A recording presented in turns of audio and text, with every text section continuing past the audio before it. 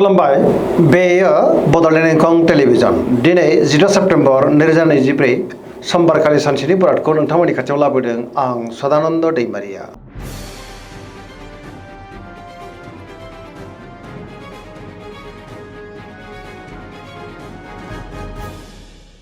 सिगां फरायनो लादों मेष राशि गिबि हांखो अ ल दिनैनि साना जोबोर मोजां गोसोखौ दिनै जोबोर गोजोननाय मोनगोन जेरावबो जाफुंसारगोन सुथुरखौ दिनै गोरलैयैनो फेजेननोबो हागोन मावनो लानाय खामानिफोरखौ थि समावनो आरो गोरलैयैनो मावफुंनो हागोन देहाया मोजाङै थागोन सोरबा लोगोनिफ्राय हरखाबै मोजां खौरांबो फैनो हागौ रांखावरियाव जोबोर मोजां बेफार फालांगियाव दिनै जोबोर मोजां मुलाम्फा मोननो हागोन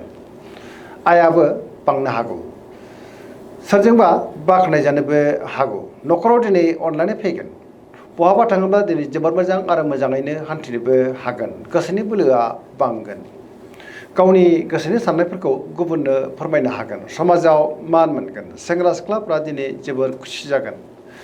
फरायसाफ्रा फरायनायाव गोसो दुंखांगोन आरो मोजां फिथाइ मोननोबो हागोन सिगांनि बबेबा आद्रा खामानियाबो दिनै मावफुंजानो हागौ पजिटिभ एनार्जिनि गोहोम गोग्लैगोन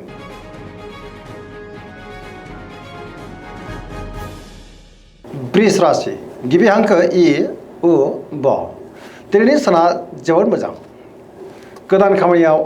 आखाइ होजेननो हागोन मोनफ्रोमबो बिथिङावनो जाफुंसारगोन गोबां मोजां खाबुबो दिनै मोननो हागौ गोसोनि साननायफ्रा मोगथाङाव जाफुंगोन गोसोनि बोलोआ बांगोन मावनो लानाय खामानिफोरखौ थि समावनो मावफुंनो हागोन समाजाव मान मोनगोन रांखावरियाव मोजां गोबां धोन आरजिनोबो हागोन बेफार फालांगियाव दिनै जोबोर मोजां मुलाम्फा मोनगोन आयाबो बांनो हागौ न'खराव दिनै बिसि फिसायनि गेजेराव अनलायनाय फैगोन देहाया मोजाङैनो थागोन गुबुननिफ्राय थोजासे हेफाजाब मोननो हागौ जायखि खामानि मावा मानो मोनफ्रोमबो खामानियावनो जाफुंसारगोन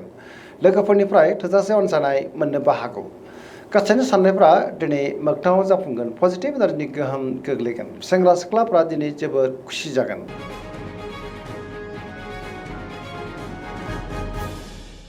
मिथुन राशि गिबि हांखो क स दिनैनि साना जोबोर मोजां पजिटिभ एनार्जिनि गोहोम गोग्लैगोन मोनफ्रोमबो बिथिङावनो जाफुंसारगोन गियाननि आंखाल जानाय नङा गासैनि साननायफ्रा मोगथाङाव जाफुंनोबो हागौ गोसोआ दिनै जोबोर खुसि जागोन देहाया मोजाङै थागोन अब्लाबो नाथाय जानाय लोंनायाव सांग्रां जानांगोन रांखावरियाव मोजां बेफार फालांगियावबो मोजां होनजायो आयाबो दिनै बांनो हागौ न'खराव बिसि फिसायनि गेजेराव अनलायनाय फैगोन बिदा फंबायनिफ्राय थोजासे हेफाजाबबो मोननो हागौ मावनो लानाय खामानिफोरखौ थि समावनो मावफुंनो हागोन सोरबा गोजाम लोगोजों बहाबा हरखाबै लोगो मोननोबो हागौ गुबुनजों मोजां सोमोन्दो लाखिनो रोंगोन बहाबा थाङोब्ला दिनै जोबोर मोजां आरो मोजाङैनो हान्थिनोबो हागोन लाइमोनफ्रा जोबोर खुसि जागोन पजिटिभ एनार्जिनि गोहोम गोग्लैगोन फरायसाफ्रा दिनै फरायनायाव गोसो दुंखांगोन आरो मोजां फिथाइ मोननोबो हागोन धोरोमारि बिथिङावबो गोसो दुंखांनो हागौ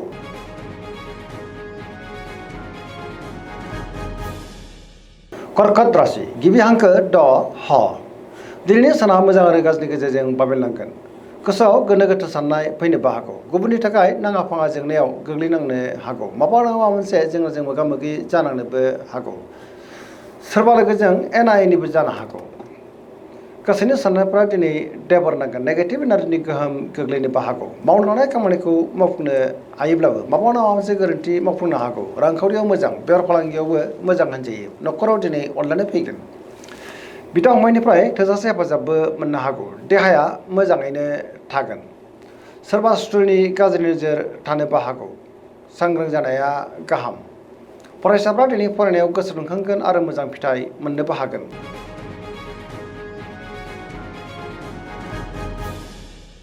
सिंह राशि गिबि हांखो म ट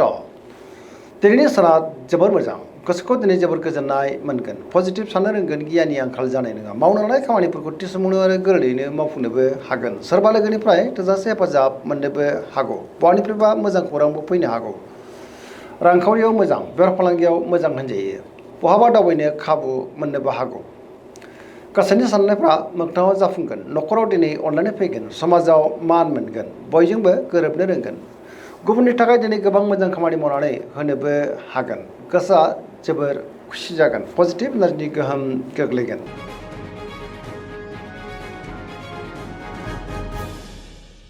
कन्या राशि गिबि हांखो प ट दिनैनि साना मोजां आरो गाज्रिनि गेजेरजों बाबेनलांनो हागौ गुबुननि थाखाय नाङा फाङा जेंनायाव गोग्लैनांनोबो हागौ नेगेटिभ एनार्जिनि गोहोम गोग्लैगोन गोथों आरो गोग्गो साननो रोंनाय नङा गियाननि आंखाल जानोबो हागौ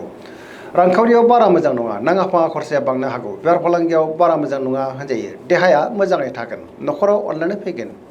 गोबां खामानियाव दिनै मुखुबबो थानो हागौ सोरबा गोजाम लोगोजों बहाबा हरखाबै लोगो मोनलायनोबो हागौ गुबुनजों मोजां सोमोन्दो लाखिनो रोंगोन अब्लाबो नाथाय नेगेटिभ एनार्जिनि गोहोमबो गोग्लैनो हागौ लामा सामायाव हान्थियोब्ला सांग्रां जानांगोन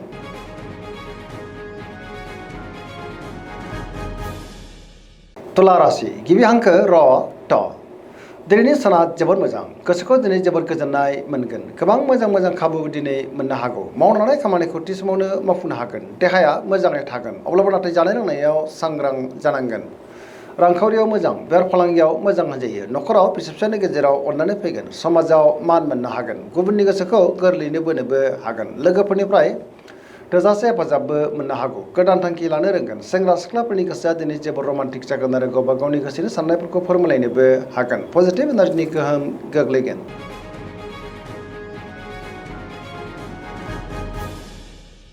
वृश्चिक राशि गिबि हांखो न स दिनैनि साना जोबोर मोजां समाजाव मान बांगोन गोबां मुंदांखा सुबुंजों दिनै लोगो मोनज्लायनोबो हागौ पजिटिभ एनार्जिनि गोहोम गोग्लैगोन बहानिफ्रायबा हरखाबै मोजां खौरांबो मोननो हागौ गोबां मोजां खाबुबो दिनै मोननो हागौ समाजाव लोगो लेवा बांगोन सोरबा गोजाम लोगोजों हरखाबै बहाबा लोगो मोनज्लायनोबो हागौ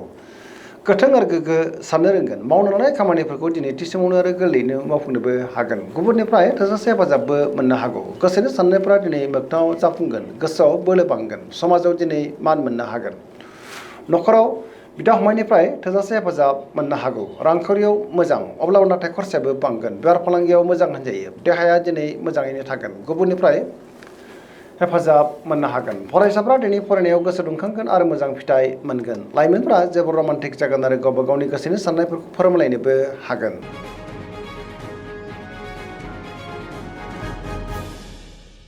धनु राशि गिबि हांखो ढ फ भ दिनैनि साना जोबोर मोजां गोसोखौ दिनै जोबोर गोजोननाय मोनगोन गोसोआव गोथों आरो गोग्गो साननाय फैगोन गियाननि आंखाल जानाय नङा मावलांनाय खामानिफोरखौ थि समावनो मावफुंनो हागोन माबा नङा माबा मोनसे मोजां खौरां मोननोबो हागौ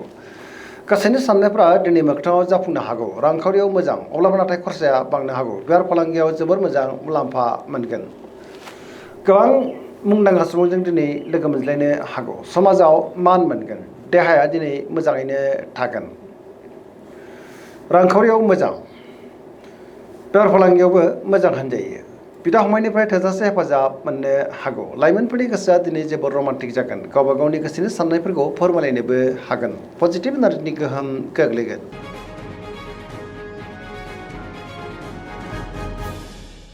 मकर राशि गिबि हांखो ख ज दिनैनि साना मोजां आरो गाज्रिनि गेजेरजों बाबेलांनो हागौ गोसोनि साननायफ्रा मोगथाङाव जाफुंगोन अब्लाबो नाथाय माबा नङा मोनसे गोनो गोथो साननायबो फैनो हागौ रांखावरियाव मोजां बेफार फालांगियाव मोजां होनजायो न'खराव अनलायनाय फैगोन गोबां मुंदांखा सुबुंजों दिनै लोगो मोनज्लायनोबो हागौ अब्लाबो नाथाय गुबुनजों मोजां सोमोन्दो लाखिनो गोब्राब जानोबो हागौ सोरनिबा गाज्रि नोजोर थानोबो हागौ गोदान खामानियाव आखाइ होजेननो हानाय नङा न'खराव बिदा फंबायनि गेजेराव एना एनिबो फैनो हागौ गोसोनि साननायफ्रा गोरोबलायाबो जानो हागौ सेंग्रा सिख्लाफ्रा दिनै गावबा गावनि गोसोनि साननायखौ फोरमायलायनो हागोन फरायसाफ्रा फरायनायाव गोसो दुंखांगोन आरो मोजां फिथाइ मोननोबो हागोन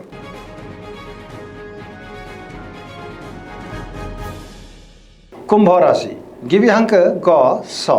दिनैनि साना जोबोर मोजां गोथों आरो गोग्गो साननो रोंगोन गोसोनि साननायफ्रा मोगथाङाव जाफुंनोबो हागौ गोसोखौ दिनै जोबोर गोजोननाय मोनगोन मावनो लानाय खामानिफोरखौ थि समावनो आरो गोरलैयैनो मावफुंनोबो हागोन समाजाव मान मोनगोन गोबां मुंदांखा सुबुंजों दिनै लोगो मोनज्लायनोबो हागौ रांखावरियाव मोजां अब्लाबो नाथाय खरसायाबो बांनो हागौ बेफार फालांगियाव जोबोर मोजां मुलाम्फा मोननो हागोन बहानिफ्रायबा गोबां धोन आरजिनोबो हागोन देहाया दिनै मोजाङैनो थागोन न'खराव अनलायनाय फैगोन बिमा बिफानिफ्राय अननाय आरो बोरखौ मोननो हागौ बहाबा दावबायनो एबा हान्थिनो खाबु मोनगोन आरो मोजाङैनो हान्थिनोबो हागोन पजिटिभ एनार्जिनि गोहोम गोग्लैगोन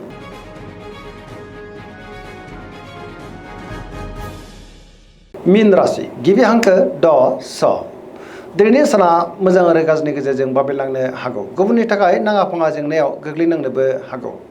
गोबां जेंना जेंगोनाजों दिनै मोगा मोगि जानांनोबो हागौ। गोसोआव गोनो गोथो साननाय फैगोन। गोसोनि बोलोआ लोरबांबो जानो हागौ। गावनि गोसोनि साननायखौ गुबुननो फोरमायनो हायोब्लाबो गोसोआव लाखिहोनो हायाबो जानो हागौ। देहाया दिनै मोजाङैनो थागोन। रांखावरियाव मोजां, बेफार फालांगियावबो मोजां होनजायो। न'खराव अननायानो फैगोन। सोरजोंबा रायखोमा जानोबो हागौ। लाइमोनफोरनि गोसोआ दिनै जोबोर आला खाला जागोन। नेगेटिभ एनार्जिनि गोहोम गोग्लैनोबो हागौ। फरायसाफ्रा दिनै फरायनायाव गोसो दुंखांगोन आरो मोजां फिथाइ मोननोबो हागोन। दिनैनि राशि फरायनाया एसेनोसै। जोबनायाव बेखौनो खावलायो जाहाथे नोंथांमोना सानफ्रामबो जोंनि बे बड'लेण्ड इंखं टेलिभिजनखौ नायबाय थायो आरो साबस्क्राइब खालामो, लोगोसे लाइक खालामो आरो शेयार खालामो। एसेनोसै, गोजोन्थों।